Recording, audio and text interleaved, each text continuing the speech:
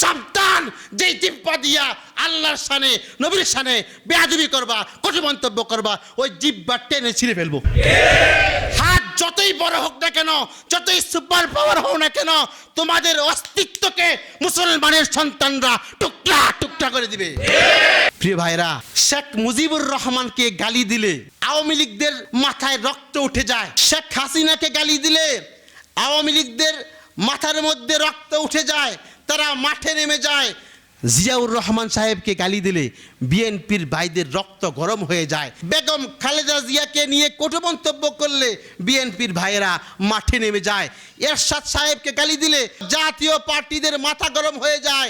আরে বেটা, আমরা আশিকে রাসূল আমার হাবিব মুহাম্মদ আরবি সাল্লাল্লাহু আলাইহি সাল্লামকে নিয়ে কটু মন্তব্য করলে, আমার আল্লাহকে গালি দিলে, আমার কোরআনকে নিয়ে কটু মন্তব্য করলে, আলেম উলামা আমার ধর্ম আমার কোরআন হাদিস নিয়ে কটু মন্তব্য করলে, বেটা শোন, আমরা মুসলমান, আমাদের রক্ত গরম হয়ে যায়। অতএব সাবধান, সাবধান, যেই জিহ্বা দিয়া আল্লাহর শানে নবীর শানে বেয়াদবি করবা, কটু মন্তব্য করবা, ওই জিহ্বা টেনে ছিঁড়ে ফেলবো।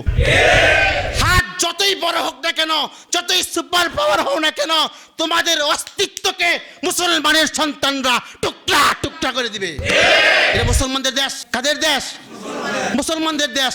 তুমি নামাজ আদায় করো না, আল্লাহ মাফ করলেও করতে পারে। রোজা রাখো না, মাফ করলেও করতে পারে। কিন্তু আল্লাহকে নিয়ে কটু মন্তব্য করবা, নবীকে নিয়ে কটু মন্তব্য করবা, বাংলাদেশে তোমার ঠাঁই হবে না, ইন্ডিয়া তোমাকে চলেই যেতে হবে।